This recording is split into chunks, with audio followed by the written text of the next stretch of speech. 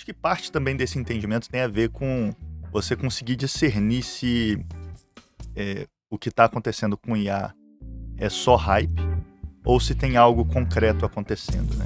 Olá, sejam bem-vindos a mais um episódio do Médico de Quê? Esse é o episódio de número 75. Eu sou Ana Gandolfi. Eu sou Raquel Teixeira. Esse é o Médico de Quê? O seu podcast de carreiras médicas. E outras cositas más. E antes de apresentar o nosso convidado do dia, eu queria pedir para quem estiver vendo no YouTube, se inscreve no nosso canal, curta esse episódio. E se você estiver vendo ou ouvindo pelo Spotify, deixa 5 estrelas no nosso conteúdo, se inscreve no nosso canal e compartilha com os amigos nos grupos de WhatsApp. Hoje eu estou aqui com o Felipe Kitamura, que é radiologista e vai falar pra gente da inter-relação entre a radiologia e a inteligência artificial. Felipe, seja muito bem-vindo. Obrigado pelo convite. Prazer enorme, uma honra estar aqui contigo. Conta pra mim, conta para o nosso público, antes da gente entrar na radiologia e na IA, quem é o Felipe? Da onde você veio? Ótimo. Eu vim de Juiz de Fora, interior de Minas Gerais. Nasci lá, fui criado lá, fiz faculdade lá na Universidade Federal de Juiz de Fora. E depois da faculdade tive uns contratempos, comecei um mestrado, servi exército, comecei Isso antes da residência. antes de radiologia. Comecei residência de oftalmologia, larguei a residência de oftalmologia. Você começou lá? Não, Não, foi aqui no HC. no HC. Aí não era exatamente o que eu estava imaginando, acabei desistindo. Você Aí fez quanto tempo da residência? 4 meses. 4 meses. E E foi daí, curioso. como foi essa experiência? Não, porque é uma experiência interessante, porque eu acho que boa parte dos médicos passa por essa experiência e às vezes não conta. Assim, não é uma coisa das mais agradáveis, mas Por isso que as pessoas não contam. mas, enfim, eu gostava muito de oftalmologia, de estudar oftalmologia, né? Ler livro, texto de oftalmologia é muito legal, muito bacana. O exame físico de oftalmologia é muito bacana, né? Procedimentos.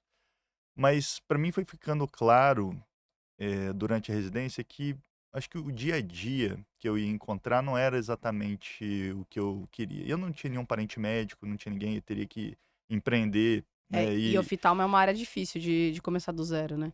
Até é possível, né? Dá para abrir sua própria clínica, mas tem uma série de dificuldades e na época para mim era muito claro o quanto eu desconhecia de empreendedorismo e de gestão, porque eu já tinha tentado e em outras áreas e não tinha dado certo. E aí por isso eu falei, quer saber? Acho que não é bem isso. E eu morava numa república com um outro médico que estava fazendo residência de rádio. E eu Foi via o aí dia a que te dia dele. influenciou. Aí eu falei, nossa, caramba, na verdade é isso aqui que eu gosto, sabe? E daí que você prestou da radiologia. Exatamente. E na radiologia, durante a faculdade, nunca tinha passado pela sua cabeça? Já tinha. Na verdade, eu fiz estágios opcionais em várias áreas, em endócrino, em cardio, em anestésio. Já pensei em um monte de coisa. E radiologia foi uma delas também. Eu achava legal, mas eu não achava que ia ser tão legal assim. Quando eu fiz a residência mesmo, aí que eu me encontrei, apaixonei pela radiologia. Que legal. É bom ter essa experiência, né? E às vezes é realmente isso, né? A gente não conhece o dia a dia. E até esse negócio que você falou de estudar é uma coisa que eu já passei por isso também. Tem algumas áreas que são muito legais de estudar, É. né? Mas assim, o dia a dia daquela área Às não é, vezes não é tão interessante pra você. Não tá de acordo com o seu estilo de vida, com isso que você quer levar também, né? Perfeito. E eu acho que é muito uma questão de perfil, né? Não é uma questão de certo Sim, e errado. Acho que cada pessoa tem. Ainda bem que tem pessoas que gostam de coisas diferentes, né? exatamente. Eu acho que é isso mesmo. Que legal. E daí você fez radiologia. E em que momento que entrou a inteligência artificial? Ou você sempre gostou já dessa parte de computador, programação? Eu sempre gostei, mas não especificamente de inteligência artificial, né? Eu fui começar a programar. Meu tio que me ensinou, um dia ele me chamou, mostrou no computador ali um negócio que eu achei super legal. E era criar programa no computador, numa linguagem que nem existe mais, chamava Clipper. E aquilo me deixou fascinado, sabe? Desde então eu sempre tentei usar isso no dia a dia para facilitar as coisas do dia a dia, inclusive durante a faculdade de medicina. Eu tive a oportunidade de participar de alguns projetos de iniciação científica na física, na engenharia, e lá eu tive a oportunidade de participar do desenvolvimento, sabe, dessas ferramentas. E foi uma época interessante. E aí depois a inteligência artificial veio num momento um pouco diferente. Eu tinha acabado de terminar a radiologia, então imagina assim, várias coisas deram errado antes, desisti de residência, né? Foram momentos difíceis. Quando eu me encontrei, falei, caramba, É radiologia isso. nossa, é muito maneiro. Foi justamente nesse ano, 2016, que eu tinha terminado a residência, que um pesquisador muito famoso na área de inteligência artificial, o Geoffrey Hinton, fez um pronunciamento falando que é completamente óbvio que a nova tecnologia que surgiu, o Deep Learning, né, na época era para imagem, né, depois veio para texto com o GPT, que essa tecnologia iria fazer o trabalho de radiologistas e que ia ser Lembro disso. desnecessário e que em 5 anos, talvez no máximo em 10 anos, Não ia não ia precisar mais de precisar mais. radiologista. Isso foi 2016, tá dando 9 anos agora, né. Então, assim que foi o meu início, foi um medo. Aí eu falei: "Já que eu gosto de tecnologia, deixa eu aprender como é que cria um algoritmo", e foi aí que eu fui criar meu primeiro algoritmo em 2016 para entender aquilo mesmo, né. E eu vi que de fato o negócio funcionava bem. Então essa foi minha entrada na IA, foi mais como medo. E depois isso acabou virando uma linha de pesquisa, uma área que eu gosto muito de estudar e de desenvolver e, por sorte, acabou virando uma carreira também, né. Eu tive alguns mentores que me abriram muitas oportunidades, né. Eu acho que o pontapé das oportunidades em IA, quem me deu foi o professor Nitamar Abdala, Sim. lá do departamento. Que legal. E você falou isso, eu lembrei, assim, tem muito isso nos Estados Unidos isso pegou muito, né, dos radiologistas de o pessoal não procurar mais radiologia por esse medo da IA, porque eu sei porque tem muito radiologista brasileiro hoje indo para os Estados Unidos, porque lá eles estão com falta de radiologista no mercado, né. Com Você certeza. deve ver isso muito mais do que eu, né, por causa dos seus colegas. Vários colegas, inclusive que trabalharam comigo bem próximo, assim, na área de inteligência artificial aqui no Brasil, né, foram para fora e estão super bem lá, estão indo bem. E tá acontecendo exatamente isso que você falou nos Estados Unidos, porque existe um ciclo lá, né, Uhum. existem épocas que o mercado está saturado e épocas que faltam radiologistas. Só que nesse ciclo de falta de radiologistas, né, na verdade de um descompasso entre a oferta e a demanda, né, nesse último ciclo, algumas coisas aconteceram. A primeira delas foi a inteligência artificial e esse receio inicial, que começou lá para 2016, mais ou menos. Isso já começou a gerar um desinteresse na área e menos pessoas tentando, menos vagas de residência sendo preenchidas. Uhum. Depois disso veio a pandemia e vários radiologistas aposentaram. Então, esse descompasso Ah. se tornou ainda mais proeminente, né? E ele continua. O último levantamento que saiu da revista científica do Colégio Americano de Radiologia mostra uma taxa de radiologistas aposentando, saindo do mercado, que está 2 vezes e meia maior do que o que foi nos anos anteriores. Mas eles estão aposentando antes do previsto? É. E e por quê? Por causa disso, você acha que é porque começou a talvez a inteligência artificial entrar em algumas medidas e eles ficam receosos? O que que é? Não é por conta eu acho que não é, né. Na verdade, esse trabalho, eles justificam isso pelo aumento do burnout na radiologia. Porque o fato de terem menos radiologistas e os volumes de exames aumentando, Sim. leva a uma pressão por produtividade muito maior que não existia. Antigamente, a prática privada nos Estados Unidos sempre teve uma produtividade alta e o meio acadêmico menos. Hoje, o meio acadêmico lá está muito parecido com a prática privada. Os volumes Entendi. aumentaram em todos os locais. Então, isso tem gerado uma certa insatisfação e, enfim, trabalhar sob pressão não é tão legal, né? Mas a gente faz isso sempre que precisa. Às vezes você consegue fazer por muito tempo, às vezes você não aguenta ficar muito tempo, né? E a gente acaba vendo isso refletido nessas medidas, nessas métricas de Sim. saída, né? E Mas, enfim, é uma área muito boa. Com isso, os salários estão subindo muito, né? claro, Então, assim, não, tem muita gente existem os dois indo, lados. tem muita gente indo que eu conheço que tá indo realmente com salários muito bons, com propostas muito boas, né, financeiramente muito boas, assim. E não só a proposta financeira, como também o critério para entrada, né? A regra é que se você fez residência de radiologia aqui, existe o alternate path, que é você poder. Você tem que fazer 4 anos de fellow, e aí depois disso você está habilitado a fazer a prova do colégio americano. Agora eles estão aceitando pessoas fazendo 1 ano de fellow, às vezes 6 meses, às vezes você já Caramba, entra como instructor e já recebendo mais que fellow. Tem gente que já está indo direto como assistente. E caramba, aí, esses 4 anos como assistente contam como se fosse os 4 anos do fellow para você poder pra fazer a você poder prova do fazer a prova. colégio, entendeu. Só que você já Você está tá sendo ganhando já remunerado com como exato. exato. Olha que interessante. E aí você falou isso, eu lembrei que eu vi uma piadinha esses dias, eu até mandei para um colega meu, que a esposa dele é radiologista, que era o Elon Musk falando, em acho que 2010 teremos carros inteligentes. Daí, esse pesquisador que você falou, né, falando assim, em 2016 a radiologia será substituída pela inteligência artificial. E daí a terceira foto era um trânsito absurdo e falando assim, os radiologistas pegando o trânsito para ir trabalhar em 2025. Então, ou seja, Usando seus nada, carros normais, né? Exato, usando seus carros normais, né, dirigindo seus carros. Então, assim, não, é porque eu acho assim, muita coisa mudou e até isso que eu queria que você falasse um pouquinho. Mas, assim, o fato é que foi prometida uma mudança que ela não veio do jeito, pelo menos, que foi prometido, né? E eu acho que isso que levou, por exemplo, nos Estados Unidos, que tá, querendo ou não, na vanguarda desse tipo de iniciativa, a não preencher vaga de residência e agora tá precisando, literalmente, importar radiologistas, né? Com certeza, concordo plenamente. Em parte, esse meme que você comentou, né, é engraçado. Eu acredito que ele tem a ver com aquela. Não sei se foi o Bill Gates que falou isso, eu acho que foi o Bill Gates que falou isso, que a gente tende a superestimar o progresso da Uhum. tecnologia no curto prazo e subestimar no longo. Isso, Então, a exatamente. gente achou que nos próximos anos muita coisa ia mudar e ia acontecer, e essas coisas, na verdade, não aconteceram. Mas se o Bill Gates estiver certo, A longo a longo prazo. prazo a gente vai até se surpreender de coisas que possam acontecer que a gente nem imaginava que aconteceriam, né? Mas essa frustração que você colocou, ela é muito realidade. Aquele medo que existia em 2016 da gente perder o emprego na radiologia, ficou claro que isso não aconteceu e muito provavelmente não vai acontecer nos próximos anos.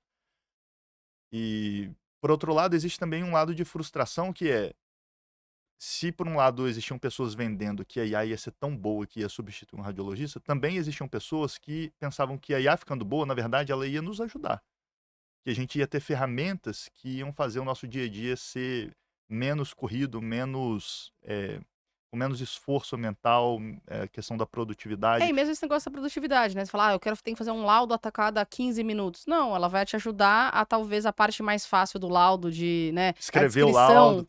né? Exatamente. Exato. Então, também essa expectativa não se concretizou. Então, gerou essa frustração por esse lado também. Eu não tenho essas ferramentas que todo mundo prometeu que iam fazer Falou, um cadê? Eu tô monte de. esperando. Na verdade, depois do GPT, surgiu um caso de uso que é bem legal, que é ajudar na confecção do laudo, né? Porque se você for parar para pensar, o trabalho do radiologista em cada caso envolve você revisar a história do paciente, ler as imagens e depois descrever o que você encontrou num laudo. Então, a etapa de olhar a imagem não tem muito como você acelerar isso. Tipo, eu tenho o meu tempo mínimo que eu preciso Uhum. olhar cada imagem para eu chegar à minha conclusão. Não tem como você usar IA para reduzir muito isso. Pelo menos eu não consigo enxergar tanto assim. Agora, o lado do laudo, existem já várias ferramentas, né? Tem as macros, né? Que você digita uma palavra e ela preenche a Já, frase já inteira, que completo. muita gente usa. Existe a transcrição de voz, que você dita e ele escreve palavra por palavra de tudo que você falou, mas aí você tem que digitar o laudo inteiro, né? Uhum. E agora, com as ferramentas de IA, existem ferramentas que você pode falar só os achados positivos, ele pega a sua máscara de laudo normal, tira as coisas que você mencionou que tem alteração, que estavam falando que estavam normais, e confecciona o laudo do seu jeito. E isso muito rápido, né? Então, Personalizado, você então. personalizado, você só fala os achados positivos, ela te dá o laudo. Então, essa etapa de escrever e de comunicar, eu acho que existe um ganho grande. As pessoas que estão usando esse tipo de ferramenta têm relatado que de fato ajuda não só no tempo, mas também de a gente ter uma sensação menor de esforço, sabe? E você acabar conseguindo produzir mais sem ter aquele burnout mesmo, né? Sim. E eu acho que você reduz justamente o trabalho, digamos assim, mais braçal, né? E isso que, na verdade, é o mais interessante, né? Porque, assim, a gente, querendo ou não, de maneira geral, né? Médico, a parte pensante é a parte que você quer fazer, de avaliar, de fazer o diagnóstico diferencial daquela imagem, é a parte que você quer fazer. Agora, a parte de ficar descrevendo o normal, por exemplo, é um trabalho mais braçal, né? Então, talvez ela ajudando nisso, eu acho também que deve dar uma sensação de satisfação maior pro radiologista, talvez, né? O que as empresas que vendem esse tipo de algoritmo falam é exatamente isso. Eu já tive essa sensação em alguns casos também. Não digo que é em 100% das vezes, mas no geral eu acho que melhora mesmo, sabe? E como que você vê isso com que você, né, lida com os residentes, com, enfim, os recém-formados e tudo mais, eh, Como que você vê isso? Você acha que eles estão com medo também da IA? Você acha que eles já veem, como eles são um pouquinho mais jovens, eles já veem isso como, tipo, já veem pessoas mais tecnológicas? E só para completar, fazendo um paralelo com o oftalmo, por exemplo. O que eu vejo, por exemplo, que eu sou mais velha que você, é que os oftalmologistas, né, eu tô falando porque você fez oftalmologia por um período, eles foram, selecionando pessoas cada vez mais tecnológicas. À medida que eles foram se tornando mais tecnológicos, nos robôs, nos lasers, não sei o quê, Aham. eles foram meio que selecionando as pessoas que eram mais tecnológicas. Então o cara fazia oftalmologia, nossa, porque eu acho muito legal, porque eu sou, porque não sei o quê. Eu lembro que lá na escola, o pessoal, todo mundo que era da oftalmologia tinha Mac. Porque o Mac era, não sei o que, na minha época, né, claro. Era o Mac, não sei o É, quê. Eu falava, não, daí a gente olhava, nossa, tá com Mac porque você vai fazer oftalmo? Porque era isso, assim, os mais exato. tecnológicos acabavam se encantando pela oftalmologia. Como que você vê isso na rádio? Eu concordo contigo, esse efeito, inclusive, a gente percebeu ele na residência lá na escola. Eu acho que talvez isso tenha acontecido em outros locais também. De forma geral, mesmo sem a inteligência artificial, a radiologia também é uma especialidade muito vinculada à tecnologia, né?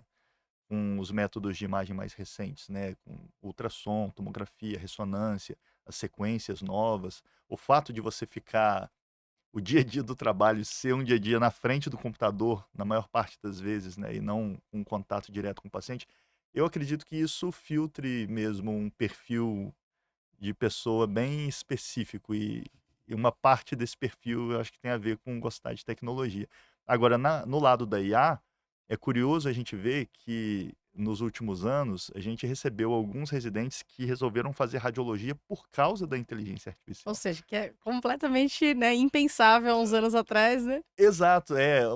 E de certa forma, não é que todo estudante de medicina pensa assim, mas eu acho que tem alguns estudantes, aqueles que acham que a IA, que realmente pensam, acreditam que a IA vai acabar com a radiologia, essas pessoas não acabam não prestando, né. Sim. Então isso acaba gerando mesmo um filtro natural que quem entra na residência ou, eh, gosta muito e quer trabalhar com IA e desenvolver algoritmo de IA e participar ativamente, ou ainda que não queira participar ativamente, mas a pessoa tem a consciência de que a IA não é essa ameaça que se diz, né. Sim. É, e é interessante a mudança, né, porque se você for pensar, a IA passou, né, para quem estava fazendo, por exemplo, passou de uma ameaça para ser algo que justamente o cara fala: "Não, vou fazer por causa disso". É interessante essa mudança de perfil, né. Isso é bem curioso e, varia de ano para ano, né, mas teve ano da gente ter 3, 4, 5 residentes interessados em fazer trabalho de IA e isso é bastante legal, porque acaba criando essa massa crítica, né, de a gente ter pessoas envolvidas, estudando, desenvolvendo trabalhos, fazendo pesquisas. Então tem sido bem, bacana. E eu acho que vale aqui um comentário da visão do professor Nitamar lá atrás, há 7, 8 anos atrás, e do professor Rodrigo Regassini, que hoje é o atual chefe do departamento, de entender que essa é uma área importante na radiologia, a ponto de mudar o estágio da residência médica, né. A gente conseguiu lá mudar no R1, hoje o R1 passa um mês num estágio em que ele vê inteligência artificial, inovação e gestão, Ah, que legal. que são temas que a gente acha que é muito importante um médico ter contato, né. E Geralmente você a não gente vê teve isso ainda, né, quando você a gente fez? não eu lá naquela época que eu te falei da faculdade, que eu estava nos projetos, de tecnologia na Com a engenharia na engenharia? física. O meu orientador, na época lá, ele é físico, né, ele era físico, o professor José Paulo. O irmão dele é anestesista e Caramba. trabalhava aqui no Dante e no Einstein. Acho que continua trabalhando até. E ele falava: "Felipe, você tem que fazer residência de tecnologia". Aí eu falava: "Mas Mas Marcos, me fala que a lista só tem anestésio, cirurgia, não tem não tecnologia aqui". achei essa daqui que você Exato, falou. é. E acabou que aqui em São Paulo eu vi uma ampla gama de possibilidades de trabalhar nessa área e de me desenvolver nessa área. Eu acho isso muito legal. Hoje já existem até cursos que são específicos, né? A gente, inclusive, além de modificar a residência do R1 ao R3 na radiologia, a gente também criou um fellow de inteligência artificial, gestão e inovação. Esse eu sabia. E alguém me falou, não sei se foi, eu tô até lembrando se foi alguém ali nos corredores da escola ou se foi alguém que veio aqui que comentou desse fellow, que eu achei Ah, fantástico, assim. bacana. Tem outros locais também, né, e, assim, o meu ponto aqui é que hoje quem gosta dessa área tem um caminho, inclusive formal para seguir se quiser, né. É, não, isso é muito importante, na verdade, né? Porque uma coisa que a gente sempre fala aqui porque eu fiz escola, enfim, a vida inteira, né? Fiz tudo na escola, e a Raquel fez o UFC lá no Ceará, que também é uma faculdade federal e muito tradicional, que as faculdades tradicionais, às vezes, elas perdem um pouco isso, porque elas ficam mais engessadas nos cursos, né? É. Então, o que você falou, assim, de, né, louvar o Regazzini e o professor Anitamar, é uma coisa muito boa deles terem realmente ter tido essa visão de não, precisamos renovar isso, né? Porque realmente, às vezes, a gente acaba ficando muito engessado do tipo, não, o meu programa é muito tradicional e é muito procurado e não vamos mudar nada porque nós somos ótimos, entendeu? O mundo vai mudando, né. Isso acho que parte também desse entendimento tem a ver com você conseguir discernir se, o que está acontecendo com o IA é só hype ou se tem algo concreto acontecendo, né. Para mim é muito claro que o hype é gigantesco, Sim. mas existem muitas coisas concretas acontecendo também, e esse é o problema, porque o hype acaba colocando uma fumaça em volta do que é real, e aí muita gente olha e fala: "Ah, não, só tem fumaça ali dentro", você não consegue ver o que tem dentro de verdade, né. Mas eles entenderam que existe uma mudança real acontecendo na nossa profissão, e que agora, inclusive, na minha opinião, tá muito maior em especialidades clínicas do que na radiologia, Ah, é? desde a vinda do ChatGPT. Eu acho que a radiologia começou na IA muito mais cedo, foi aumentando progressivamente, mas abaixo da expectativa, igual a gente tinha comentado, e continua crescendo na radiologia, só que com o GPT, o uso da IA em clínica médica explodiu, assim, de forma assustadora.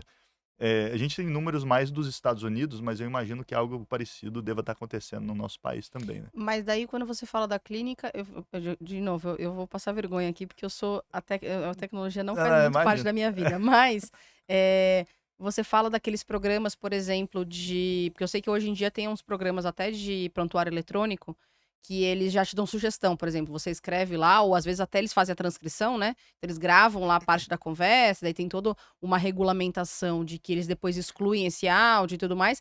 Mas Perfeito. aí eles sugerem para você, por exemplo, diagnósticos a partir daquela história que o paciente está contando. Você tá falando desse tipo de coisa ou de algo mais complexo que isso? Também. Essa daí que você comentou é uma aplicação. As 2 que eu tenho visto que explodiram nos Estados Unidos, uma delas eles chamam em inglês de Ambient Scribes. Eu não sei a tradução exata disso para português, mas já existem empresas brasileiras fazendo isso inclusive. É uma IA que você coloca um microfone gravando a consulta, igual a gente está conversando aqui, Uhum. imagina você e o paciente. Ele não só transcreve exatamente o que você falou e o que o paciente falou e sabe quem falou o quê, como depois ele usa esses modelos de linguagem, tipo GPT, para pegar todo esse diálogo e transformar num formato de anamnese. É como se você tivesse um residente do seu lado escrevendo, e aí quando você termina a consulta, você não precisou encostar no teclado, não precisou olhar para o computador, você pôde olhar para o paciente o tempo inteiro e você tem a anamnese pronta, você só lê, confere, eventualmente vai ter um erro ou outro ali, Claro. mas como você acabou de conversar com o paciente, está fresco, você sabe o que está errado. E é muito rápido e fácil corrigir. E na maioria das vezes não tem nada errado, você só assina o prontuário. Então, isso daí alastrou nos Estados Unidos, esse tipo de aplicação. E no Brasil eu tenho visto essas empresas crescerem também, várias startups. E o outro tipo de aplicação é o Open Evidence, que é o Uhum. ChatGPT, só que ele não consulta, a base de treinamento dele não foi a internet inteira. O que é ótimo, né? Porque, assim, você faz umas perguntas, às vezes, se você for fazer uma pergunta médica pro ChatGPT, gente, ele responde umas coisas absurdas. Aí quando você vai ver, ele procurou num site que você fala, cara, nunca, do É nada, isso, né? esse é o ponto, é perfeito. Você tocou no ponto principal que é o quanto a fonte de informação influencia na qualidade da resposta. E o que o Open Evidence fez foi pegar todos os livros da Elsevier, que são livros texto consagrados, né, tem vários lá conhecidos, pegar artigos do JAMA, do New England. Então imagina se essa é a base de dados que é consultada, né, então ele te responde, ele dá referências, você pode conferir as referências. Não que ele acerte 100% das vezes, mas o meu ponto aqui é, naquela ideia de que a IA está sendo muito mais usada na clínica médica de forma geral, se você olhar o número de usuários ativos do Open Evidence em junho de 2024, eram 4.000 usuários ativos por mês.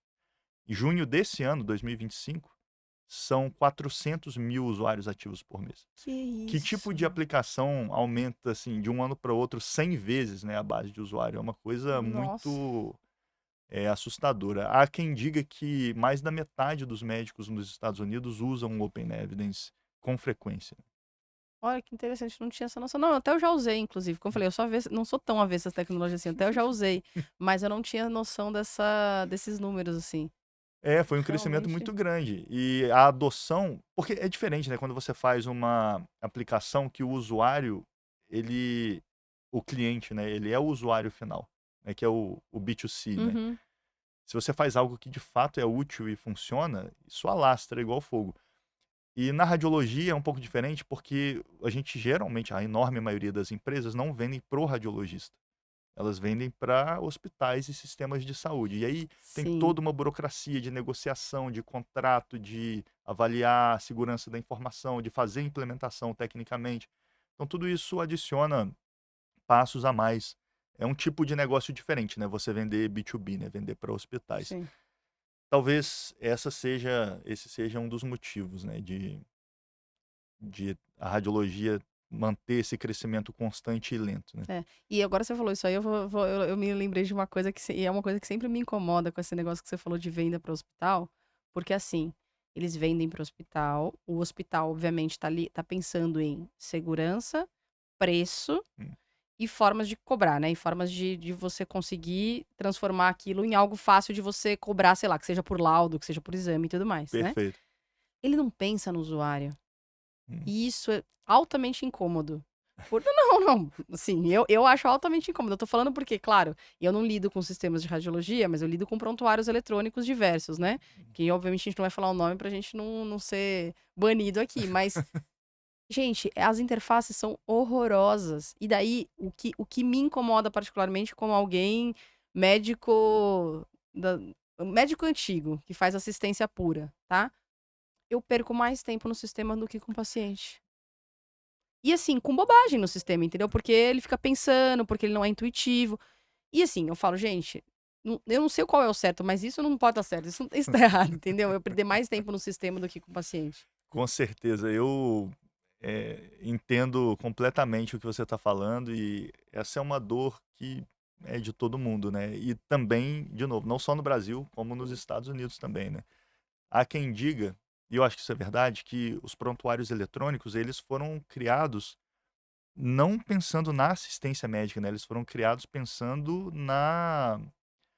na cobrança, né, em Isso. você garantir que você está conseguindo deixar bem documentado todos os procedimentos, medicações que foram feitas, de forma que você consiga depois fazer essa cobrança de forma apropriada, né. E isso gerou esse problema, né. As empresas de prontuário, elas estão bem cientes dessa questão, né. A questão é como é que refaz isso? E agora com IA Isso. generativa, a gente tem uma janela de oportunidade e a gente tem inclusive uma disputa entre novas empresas, startups que estão criando formas de você interagir melhor com o prontuário, né, criando uma camada para tentar criar essa facilidade que você está falando, e as próprias empresas de prontuário estão de olho nisso. E eu não sei até que ponto os prontuários consolidados vão mudar a base deles para refazer tudo do zero ou se eles também estão pensando em criar essa camada em cima, né. Criar uma interface que seja mais palatável, né. Mas eu vejo bastante notícia dos Estados Unidos, por conta da empresa que eu trabalho lá, de médicos sempre reclamando disso que você está falando. Lá eles têm o que eles chamam de pajama time, né, que é, você fez as consultas todas, o dia todo, aí você chega de noite, aí de noite que você vai abrir o prontuário e começar a registrar um monte de coisa que ficou pendente para registrar, né. O fato de você poder usar a voz não só para transcrever, mas a IA entender o que você falou e ela automaticamente fazer o que precisa ser feito no prontuário, isso tem um potencial absurdo de resolver esse problema, né, do pajama time e de liberar tempo. Tem até estudos mostrando que, sei lá, 30, 40, 50% do tempo de médicos na assistência é na frente da tela do computador, colocando ou acessando a informação. É, E só o então. restante é na assistência médica, né. Se a gente conseguir usar a IA para resolver isso, vai ser um baita Não, ganho. com certeza, sem dúvida. E como é que você falou que tem uma empresa que você trabalha lá? Eu continuo trabalhando na escola como radiologista, né, fazendo pesquisa e na assistência com residentes, mas isso é um dia na semana. O restante dos dias eu trabalho para uma startup de inteligência artificial lá da Califórnia, que Olha começou na que legal. radiologia, hoje é medicina de forma geral, né. Que legal. Trabalho remotamente. E essa startup faz exatamente o quê? Não é, você falou, não é na radiologia específico, é medicina. É medicina, começou muito na rádio pelo fato da IA ter começado na radiologia, né, Uhum. quando essa startup começou há 4, 5 anos atrás, mas foi ficando claro o potencial da nova geração de IA, né, com os modelos de linguagem, potencial deles na medicina como um todo, né. Então hoje a gente atua na medicina como um todo, incluindo a radiologia também, mas a ideia geral do produto principal que a gente tem é de automatizar processos que envolvam uma ideia geral de tudo que eu preciso abrir o prontuário, fazer revisão de caso clínico de paciente no prontuário, para tomar uma determinada ação, eu consigo automatizar com essa ferramenta. Olha que legal, Essa é a ideia geral, né. que legal. E isso então boa parte do seu tempo é fazendo isso, você trabalha remoto, que legal. É ajudando a construir os algoritmos de IA que, são usados nessa ferramenta e ajudando no processo de validação dessa ferramenta, né. Olha que legal. E eu queria fazer 2 perguntas, eu vou começar pela primeira, que assim, agora tá na moda, nessa esteira da inteligência artificial, os wearables, né, que são Uhum. os relógios, anéis e enfim, outras coisas que medem frequência cardíaca, faz um É. eletrocardiograma minimamente, né, e tudo mais. Isso na verdade já tem algum tempo, né, esse Uhum. tipo de veste, né, não sei como Uhum. e mas na verdade agora existe uma promessa, né, dentre tantas promessas do mundo da tecnologia, mas existe uma promessa que você consiga usar isso com o uso da inteligência artificial, usar isso de uma maneira mais, eh, personalizada para cada pessoa. E talvez você usar também os modelos de linguagem para você fazer um rastreio, digamos assim, e conseguir entender o que que é risco, o que que não é risco e tudo mais. Como que você vê isso? Eu tô falando porque eu tenho minha opinião pessoal, mas eu não vou falar, deixa você, depois talvez eu fale a minha. Olha, por um lado é muito empolgante ver esse desenvolvimento tecnológico, e eu acredito que existe uma chance real de a gente ter benefícios a nível populacional. Só que isso não é isento de problemas, né. Mas o que me empolga é ver que a Google comprou o Fitbit, né, que é uma das Uhum. marcas de wearable, e a Apple tem o Apple Watch. Eles estão criando modelos de IA do mesmo tipo que o ChatGPT, né, o tipo de arquitetura chama Transformers. Eles estão criando esse modelo para ler e interpretar os dados de wearable. E o mais legal é que, se você parar para pensar: mas que tipo de informação um relógio poderia pegar sobre mim?", né. O movimento é o mais óbvio, né, o padrão de movimentação, a oximetria, que eles também medem, né, dá para pegar eletro também, só que você tem que medir, não é contínuo, né, a oximetria e o movimento eles medem continuamente.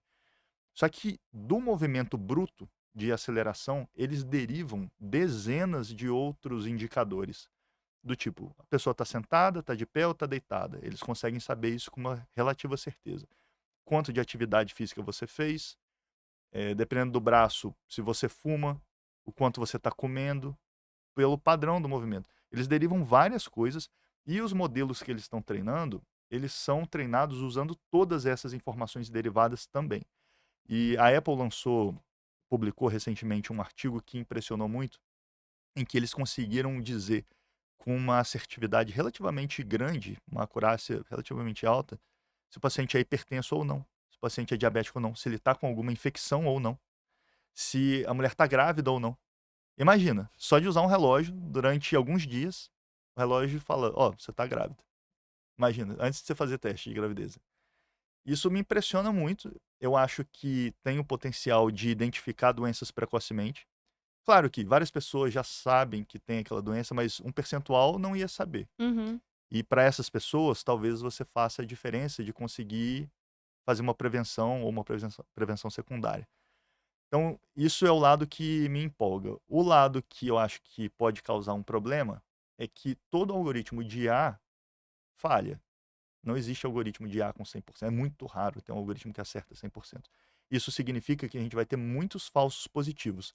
E aí, se isso for implementado em escala, a gente vai começar a ter uma chuva de pacientes no pronto-socorro chegando porque meu relógio disse isso, porque meu relógio disse aquilo. Hoje já acontece com fibrilação atrial, né? Sim. O estudo da Apple mostrou que tem uma taxa de falso positivo muito alta. Mas imagina isso para dezenas de outras doenças, né?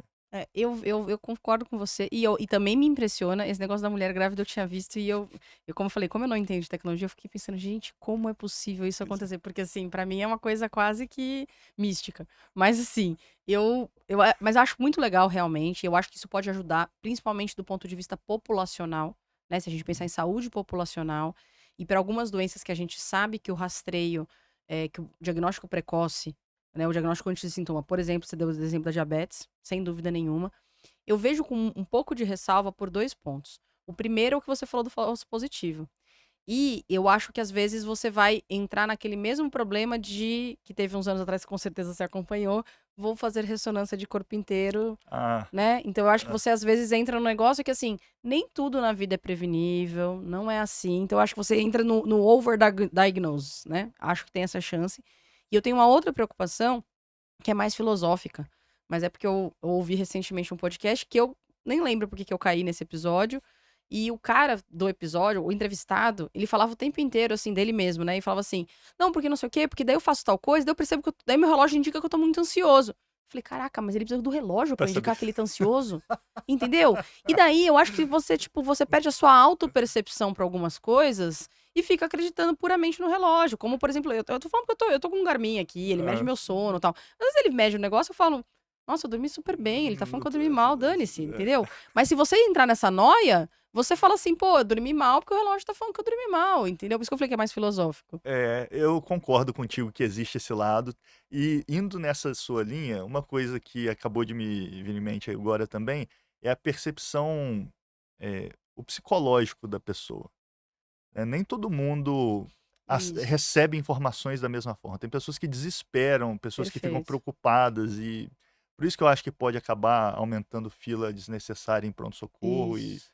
e gerar um sofrimento e uma ansiedade desnecessária, né? O fato é a ideia de você receber um laudo médico sem ter o médico para te explicar, você lê um monte de termos ali e você fica alguns você parece que entende, outros não e aí você joga no chat ChatGPT. Geralmente ele Isso. faz um trabalho muito bom de explicar de forma simples, só que às vezes essa explicação ela não é suficiente para dar o contexto real de qual é o significado, né? Exatamente. Vou dar um exemplo. Imagina, você fez uma biópsia de pele e veio carcinoma base celular. Aí você joga no chat GPT e ele te fala, isso é um câncer. Aí você fica desesperado, meu Deus, tô com câncer, vou morrer. Só que, cara, um carcinoma base celular, Ixi, geralmente, normalmente você não tira dá e ele. metástase, não mata ninguém, entendeu? Tipo, É. Não, mas é exatamente isso. E daí você falou o negócio das filas de pronto-socorro, e eu tenho muito medo de como isso vai ser vendido.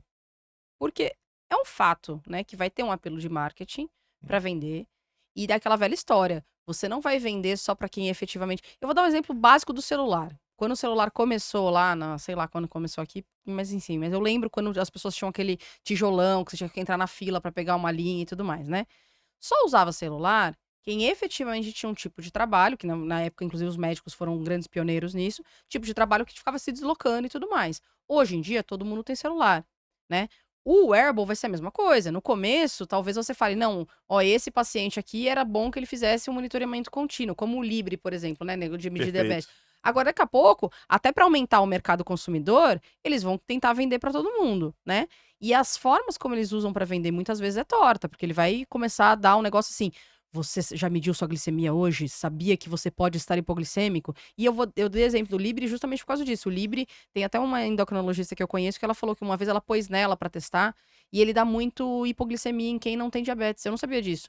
Olha, Daí falou que até interessante. que tem uns estudos mostrando que ele dá muita hipoglicemia em quem não tem. Então, assim, não é recomendado que não diabético use, entendeu? Uhum. É, pra você ver como que é. E já tem, claro que também numa esteira altamente duvidosa, mas já tem médico, né, Recomendando. recomendando que as pessoas ponham, entendeu? Então esse é o meu receio, né, como eu falei, eu não sou contra a tecnologia, eu só acho que tem que ser muito bem supervisionado como, até regulamentado, como que vai ser a venda desse tipo de coisa.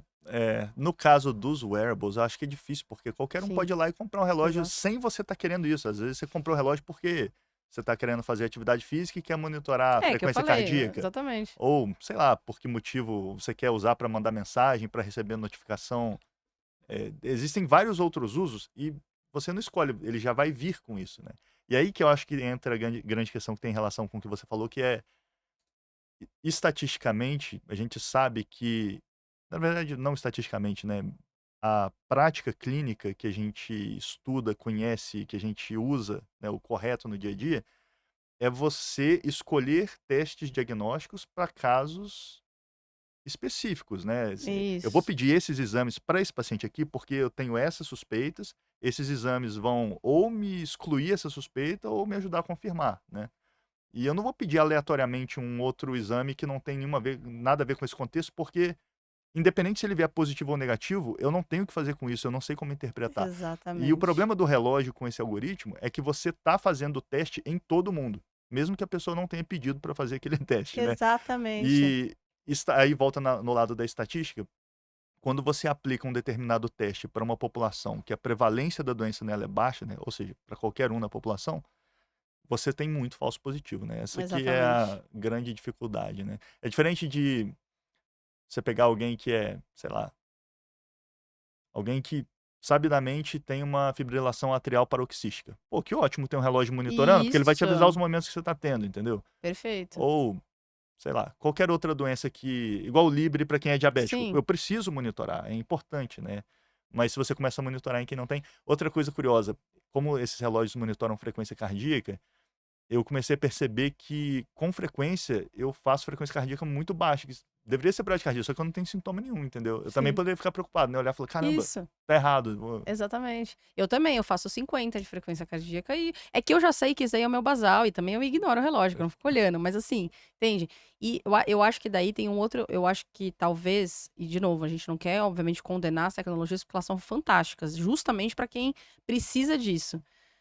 Eu acho que a gente vai ter que cada vez mais reforçar a nossa educação em saúde nesse sentido, né? Porque a gente já precisa hoje, principalmente com redes sociais e com acesso à informação quase que ilimitado, só que informação de qualidades variadas, né? E a gente vai ter que cada vez mais reforçar a educação em saúde disso, né? Porque as pessoas querem aquela coisa que assim, nossa, vai me dizer que eu não vou ficar doente de jeito nenhum, né? Eu atendo muito paciente com sintomas neurológicos. Hum, Muitas vezes, a primeira olhada eu falo, provavelmente esse sintoma não tem nada a ver, é uma crise de ansiedade. Só que é difícil de diferenciar, porque hum, muitas vezes a crise de ansiedade, de um sintoma neurológico, você é um diagnóstico de exclusão. Esse paciente às vezes faz uma ressonância de cervical, ele faz uma eletroneuromiografia e tal. E daí, às vezes, ele vem com tudo normal, e em vez dele ficar aliviado, e eu falar. E não é nem que ele. Você fala assim, às vezes a pessoa fala assim. Ah, porque antigamente, até quando eu formei, era assim, se eu falasse pra pessoa que, tá tudo normal, isso aí provavelmente é uma crise de ansiedade, existe um preconceito muito grande, né? De é, assim, como assim? Você tá falando que eu sou louco? Você tá é falando que isso é coisa da minha cabeça? Hoje isso tem mudado, ainda tem, né? Se você pegar o pessoal da faixa etária aí dos 50 pra cima, ainda vai ser muito mal difícil de ser. recebido, muito difícil de aceitar. Mas tem mudado. Os mais jovens, às vezes, eles até falam: "Ah, doutora, você acha que tem que procurar um psiquiatra?" Então, assim, tem mudado. O problema não é nem esse. O problema é quando eu falo assim: "Ó, não tem tá tudo normal, fica tranquilo, a gente pode fazer isso, isso, isso, a gente tem essas formas de ataque, né, mesmo se for uma crise de ansiedade, a gente tem essas possibilidades." E daí o paciente fala assim: "Ah, mas então eu tô sem diagnóstico. Eu tô nervoso porque eu tô sem diagnóstico." Não, mas a gente talvez seja uma crise de ansiedade, a gente pode pensar, mas assim também não faz, sabe, ele quer um nome. E aquilo Isso. gera uma ansiedade muito grande. Então, É, a minha preocupação é isso, é que seja muito ansiogênico. E eu acho que daí vai muito na esteira, assim, o fato de ter você, por exemplo, que fez medicina, que é radiologista, trabalhando numa empresa, uma startup, faz muita diferença. Porque daí você tem a visão do quanto isso pode impactar o paciente, do quanto isso pode ser ansiogênico, de outras nuances aí, que não é, de novo, não é que eu tô falando tô contra, é só que a gente precisa pensar nessas nuances, até pra fazer um bom uso, né. o seu ponto, eu concordo completamente com ele, porque, sendo bem realista, né, e pragmático, a tecnologia está aí. Tem pessoas, muitas pessoas, trabalhando ativamente para melhorar essas tecnologias. Elas estão evoluindo a cada dia. o acesso ele é amplo, né? Não só de wearables, mas de IA mesmo, do ChatGPT. Então, é dado, tá aí e o uso só vai continuar aumentando, né? E aí que eu concordo muito com o seu ponto da questão da educação médica, de a gente saber educar os pacientes de como usar essas ferramentas, né?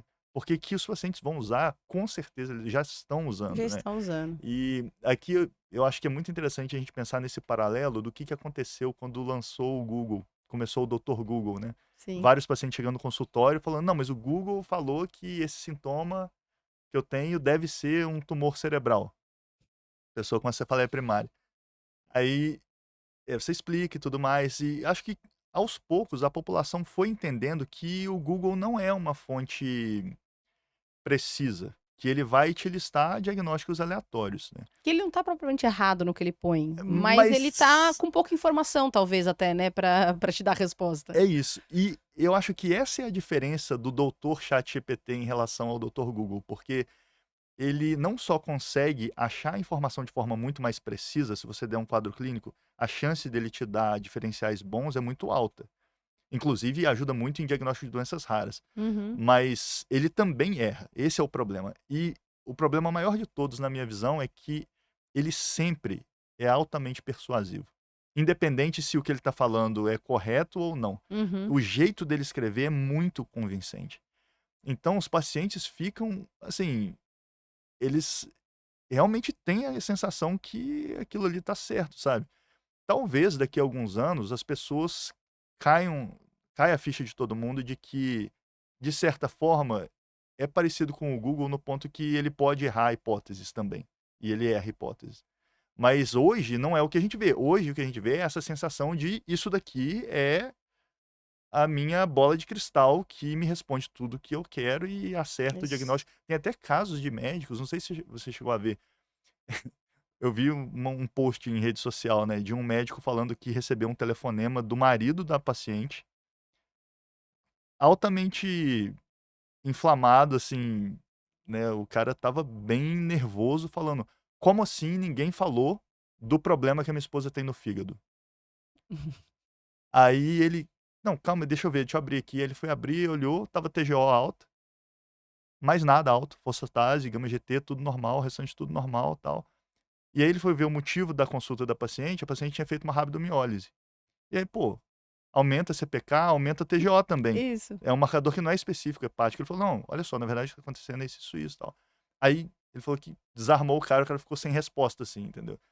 Por quê? O cara pegou o painel de laboratório da esposa, jogou no Jogou chat pro GPT e ele falou assim: ah, e o chat GPT tá errado de falar que ela Não, poderia ter algum problema hepático. Não tá, né? não, Então, tá errado. mas faltou a avaliação clínica completa, né? Sem Então, dúvida. só para mostrar um caso que gerou uma desinformação e um conflito, né, que acabou sendo resolvido, mas meu ponto é que eu acho que esses embates vão se tornar bastante frequentes e vão continuar frequentes por um tempo, até a gente conseguir chegar nesse ponto de educação da população, de explicar qual é a forma correta de usar essas Sim, ferramentas, né. sem dúvida. E eu acho que isso também passa pra gente que tá na universidade, do nosso contato com os alunos. Porque, querendo ou não, primeiro porque em breve vão estar no mercado, eles vão ser esses médicos que cada vez mais vão pegar esse tipo de paciente, vão precisar orientar. Mas também porque eles, bem diferente da gente, eles entraram na faculdade já com essas ferramentas. Então, hoje o que a gente vê é aluno estudando pelo ChatGPT. Isso eu vejo direto. E que é perigoso, por quê? Porque eles não têm essa capacidade, às vezes, de filtrar e falar assim, ó, essa informação que você tá vindo de um site que não é confiável, assim, é um site que, sei lá, foi feito por alunos de enfermagem do primeiro ano, entendeu? Nada contra, mas assim, sabe, eu não sei de onde eles tiraram essa Não, tem muito informação, paciente que né? escreve coisas também, né. Paciente que escreve, Não, do jeito aliás, que ele entendeu, tem né? muito médico que você não vê direto aparece médico falando: "Não faça mamografia", isso sabe, Isso, fora existem esses isso. também. Exato, fora isso. Então, eu acho que cabe, e daí eu vou fazer o gancho que eu falei lá no começo dos cursos tradicionais, é isso. Cabe a gente também entender que às vezes a gente precisa dar uma renovada na forma como a gente ensina, na forma como a gente aborda determinados temas, para também mostrar para eles, porque se a gente não, né, porque eu fico pensando assim, se a gente fica totalmente avesso à tecnologia e falar, não vamos usar nunca. Você não aprende, você não percebe o que eles estão fazendo, você não percebe os erros que eles vão incorrer, e daí nessa, você só piora todo mundo. Então você também, você se envolver cada vez mais nisso, né? Faz diferença até para você poder atuar nisso. Falar assim, ó, isso aqui tá dando ruim aqui, né? Concordo plenamente. A gente precisa usar as ferramentas para entender como elas funcionam e poder orientar os pacientes, né? Concordo 100% com isso. Na questão do estudo, eh, eu andei pensando um pouco sobre isso e lendo e vendo o que as pessoas estão fazendo, e é nítido que existem formas erradas de usar ChatGPT e afins para estudar, que é essa do tipo, eu não conheço nada do assunto, peço para ele me falar e acredito plenamente no que ele está falando ali, sem olhar referência e tal. Agora, existem formas bem interessantes de estudar com o GPT, que são tanto um modo estudo dele, que ele te dá uma informação, te faz uma pergunta, e aí você responde e ele funciona como se fosse um tutor para você. Ai, que Para legal. matemática isso funciona muito bem, porque existe um raciocínio lógico e depois é fácil você conferir o que está certo ou o que não está. E aí ele fala: "Ah, isso daqui, como é que você resolveria?" Aí você fala como é que você resolveria. Aí ele fala: "Ah, mas esse seu raciocínio aqui, será que isso daqui tá certo? Ó, pensa dessa forma." Ele te dá um outro exemplo e ele vai te guiando. É como se você tivesse um professor mesmo, que tá ouvindo o que você tá falando e te guiando de acordo com o seu erro, né. Não é uma explicação genérica para todo mundo, né. E essa é uma linha de raciocínio que eu acho que é super bacana. A outra que foi publicada recentemente pelo Google é é um pouco parecido com isso, mas tem um outro viés que eu achei muito legal, e eles fizeram até um estudo mostrando. Se você pegar um livro-texto de física, nem todo aluno na escola de 50 alunos de uma turma, nem todos vão ter super interesse naquilo, naquele capítulo específico. Só que o que que eles viram? Se você pegar uma parte da turma, perguntar para eles tudo que eles têm interesse. Ah, um gosta de futebol, outro gosta de cozinhar, outro gosta de skate. Pega o interesse de todo mundo. A IA pega o capítulo do livro, reescreve todos os exemplos com as coisas que a pessoa gosta. Olha que E a legal. pessoa estuda. Então, cada pessoa vai estudar para um capítulo diferente. O conteúdo é o mesmo, mas as explicações e exemplos são diferentes. E eles mostraram que existe uma diferença brutal na nota na prova final dos alunos que estudaram com o livro-texto específico do que as que estudaram com o livro-texto genérico, todo mundo o mesmo livro, sabe? Nossa, Então, que assim, legal. tem várias coisas surgindo que eu acho que são muito legais. E, no final das contas, também um negócio que eu acho que é bem curioso é que nada substitui a necessidade de a gente aplicar um esforço e um tempo para entender aquilo. Sim. É só isso que dá pra gente a sensação de domínio e de fluência e de que aprendi, que eu entendo e aquela satisfação pessoal de entender, né. O fato de você pedir para o GPT escrever um texto sobre algo, não faz com que você aprenda aquilo de forma, né, Exato. isso parece óbvio, mas demorou para cair essa ficha para mim que essas ferramentas elas são úteis, são ótimas e tudo mais, mas nada substitui, é uma característica do funcionamento do nosso cérebro, né. A Sim, gente perfeito. precisa do esforço e da dedicação tentando entender algo para a gente ter a sensação de domínio, né. Não, perfeito. E isso que você falou foi fantástico, assim, se a gente conseguir tornar isso numa linguagem que seja até mais atrativa, né, porque até do ponto de pedagogia do adulto, a gente sabe que quanto mais ele se interessar por aquele assunto, mais ele vai aprender, né. Quanto mais aquilo for, para ele fizer sentido na realidade dele, mais ele vai aprender. Então faz muita diferença. E até você falou esse eu gostei que você falou esse negócio do final aí, que você falou assim: "Não vai do nosso esforço", porque até do ponto de vista cognitivo, né, que isso esses dias uma amiga colocou até no acho que numa rede social, colocou assim: "Ah, acho que era o Mark Zuckerberg, não lembro. Diz que quem não usar inteligência artificial estará em desvantagem cognitiva no futuro". Aí eu só coloquei: "Não, provavelmente vai ser o contrário". Assim, eu não tô dizendo que não é pra usar, e eu também uso em algumas situações, mas do ponto de vista cognitivo, talvez, se a gente começar a também fazer isso sem nenhum esforço, digamos assim, mental, a gente tem uma desvantagem cognitiva, e a gente não sabe como que isso vai andar, né. Existem estudos nessa linha que você está comentando, né, de um deles foi um estudo que ficou famoso do MIT que até gerou uma os próprios pesquisadores ficaram meio receosos que as pessoas estavam extrapolando demais a conclusão do estudo, falando que: "Ah, o ChatGPT faz você ficar burro, atrofia o Eu cérebro", usando lembro termos disso. assim. Mas, na prática, o que eles mostraram foi que as pessoas que usam o GPT para escrever textos, redação, elas têm uma sensação menor de que foram Isso. elas que de fato fizeram aquele texto, e elas não se lembram praticamente de nada do que foi escrito. Enquanto quem escreveu o texto por si só, até usando a internet, mas sem usar o GPT, essas pessoas lembravam muito mais do que elas tinham escrito e elas tinham uma sensação de domínio do assunto muito maior, né? Foi um exemplo específico para escrever texto, não quer dizer que isso se traduza para o restante todo, Claro. mas é um exemplo que, se a gente começa a usar isso como muleta, né, e não como um Isso. reforço, é, você pode acabar tendo esse déficit cognitivo, digamos assim, né? Mas eu acho que se você usar como reforço, é uma baita ferramenta, né? Como Se você reforço e de até fato já pensar traz. em outras alternativas, entendeu? Porque é isso, se você aproveitar que ele tá fazendo essa sua parte e você daí fala assim: "Não, então eu vou, sei lá, pensar em formas de melhorar mesmo a própria ferramenta", entendeu? Porque daí Perfeito. você continua estimulando o seu cérebro a raciocinar, né, a realmente desenvolver até ferramentas melhores. Eu acho que é esse que é o caminho, né. É a gente Legal. não se acomodar também de: "Ah, já tem pra fazer pra mim", e É isso. Eu acredito nisso, mas acho que ainda tem muito estudo para ser feito para detalhar mais, né, esses efeitos, né? Esses são estudos muito preliminares ainda, né? E você acha que em relação à medicina, na sua visão, você acha que isso a tendência a crescer ainda nesses ambientes mais clínicos do que, por exemplo, na radiologia ou mesmo nas áreas cirúrgicas? As áreas cirúrgicas é sempre, enfim, um capítulo à parte. Mas você tem a visão que vai crescer mais nessas áreas de Eu acredito que sim. O crescimento na radiologia continua na velocidade que ele já vinha. Na verdade, com IA generativa até aumentou um pouco mais também na rádio, mas eu acho que cirurgia também, igual você falou, é um campo à parte, mas a gente está vendo evoluções muito interessantes de usar o próprio Transformer para ver o vídeo da cirurgia e controlar a Uhum. pinça. Já conseguiram fazer um modelo, fazer sozinha uma etapa da cirurgia de colecistectomia, por exemplo. Na verdade, 17 tarefas, né, durante a etapa de identificar o cístico, artéria cística, clipar, cortar, o que já é muito impressionante, apesar de estar muito longe de a gente conseguir um robô que de fato opere e faça tudo, né?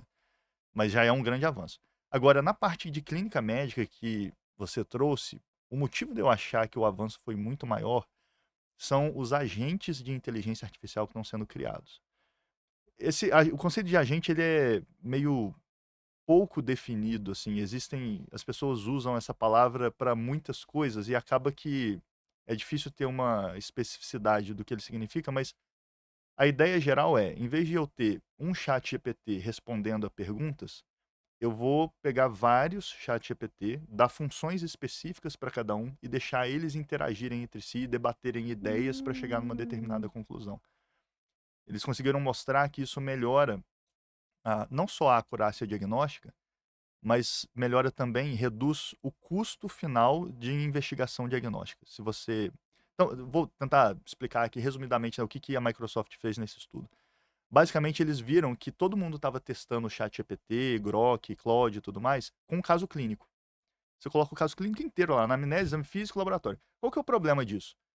Por que que você escolheu falar sobre testes específicos do exame físico e de laboratório e informações de Isso que eu ia falar, já anamnese? tá filtrado, Já né. filtrou muito, aquilo Não, ali e está você já tem o seu viés direcionando. também, né, já tem o viés É, de quem fez a anamnese, por exemplo, né, que o cara notou, sei lá, do sono, que ele achou relevante colocar o sono, né. exatamente, entendeu? Então, sei lá, se uma pessoa descreve que tem LASEG no exame físico, você já pô, por que que ele testou isso, entendeu? Você já vai direcionando, entendeu? Exatamente. Então, eh, essa é a crítica, e aí como eles resolveram isso? Eles pegaram um GPT para ser o que eles chamam de porteiro ou gatekeeper. Esse GPT, ele tem acesso ao caso clínico todo, só que ele só vai te responder o que você pergunta e nunca vai falar nada patognomônico nem te sugerir. Então, é igual uma discussão de caso clínico que o preceptor sabe o caso e Uhum. fica perguntando para os alunos, Ele só responde o que perguntaram, se não perguntaram, ele não dá e as informação. perguntas podem ser relevantes ou não, os exames que você pediu podem ser relevantes ou não. E aí, tendo isso, eles conseguiram testar como médicos eh, vão nessa situação e como a IA vai nessa situação. E eles compararam não só a acurácia diagnóstica final, mas também qual foi o custo de todos os exames que foram pedidos até chegar no diagnóstico. Então, é uma relação de acurácia com custo. Uhum. E a IA que eles colocaram não foi uma instância única do GPT, foi um agente que tem um GPT que lista hipóteses diagnósticas, o outro que vê quanto que a gente já gastou até agora com o exame e quais exames que a gente gostaria de pedir como próximos para ver se vale a pena o custo-benefício. Um outro que checa se o que está sendo conversado está certo ou não. Um outro que é o contraditório, que sempre tenta argumentar contra todo mundo. E um outro que checa se a conversa está verossímil ou não, para no final das contas dizer, já sei o diagnóstico, ou quero fazer mais perguntas para o paciente, ou quero pedir mais um exame. Exame. E aí você dá o resultado e assim vai, e eles ficam nesse processo de interação, ida e volta. E o resultado que mais impressionou foi a média de acurácia dos médicos. Os casos base eram do New England. A média de acurácia dos médicos foi de 20% de acerto. O médico que mais acertou 40% dos casos. E o custo médio da investigação dos médicos foi de $2.900 por caso. A IA, esse modelo com agentes, conseguiu acertar 80% dos casos a um custo de $2.300. Então foi um custo um pouco menor para acertar 4 vezes Sim. mais. Então, é por isso que eu acho que assim, a evolução está muito rápida no lado da clínica médica Tá de forma mesmo. geral. E eu não sei se os médicos das especialidades clínicas estão enxergando e vendo isso, sabe? Porque isso é um baita aliado pra gente no dia a dia, se você souber usar de forma correta, né? Exatamente. Só que, tô falando demais aqui, né? Mas é porque tem tanta Não, coisa não, acontecendo claro. nessa área que eh, eu acho que é importante, eu queria que todo médico do nosso país tivesse ciência dessas coisas. Tem estudos mostrando também que, inclusive foi publicado no JAMA esse estudo, se você pegar casos clínicos difíceis, der pro GPT, ele acerta 92% de outros casos que eles selecionaram. Os médicos que participaram do estudo acertaram 74%, sem usar o GPT, podendo consultar Google, livro, mas sem consultar o ChatGPT. Se você pegar um grupo de médicos que consultou o ChatGPT, o acerto deles foi de 76%. Então, como é que pode o GPT sozinho acerta 92, o médico 74, e o médico com GPT acerta 7,5? Porque ele não tá Que sabendo usar. Exato, entendeu? E aí tem outros estudos, agora na radiologia, mas mostrando exatamente o mesmo efeito, para ler radiografia de tórax. O fato é que cada médico tem um comportamento diferente em como interagir com IA, se vai aceitar ou não o resultado da IA. E o que ficou claro nesse estudo é que o comportamento é muito heterogêneo. Tem médico que é muito frequente ele se beneficiar da IA, e aí a acurácia final dele aumenta bastante. Mas tem muitos médicos que, quando a IA tá certa e ele tá errado, ele confia nele mesmo. Ele fala, ah, não, a IA tá errado. E o contrário também. Quando ele tá certo, mas na dúvida, e a IA fala o contrário, ele, vou acreditar na IA. E aí ele passa a errar, entendeu? Então, parece um negócio contraintuitivo, mas isso acontece. Sim, E é sim. o que está sendo demonstrado na prática. É, por isso que eu falo que eu acho que daí eu vou até refazer o comentário que eu fiz. Eu acho que a gente tem que pensar nessa parte de inteligência artificial da educação em saúde da população e a educação médica, né? Eu acho que é crucial. É crucial.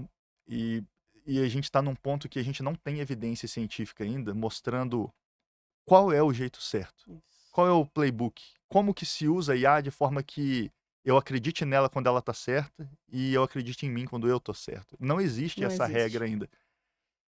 Então, hoje, o que a gente tem que saber é que essa heterogeneidade existe, que você não pode tomar como dado que você vai melhorar se você usar um algoritmo. Você precisa se medir, né?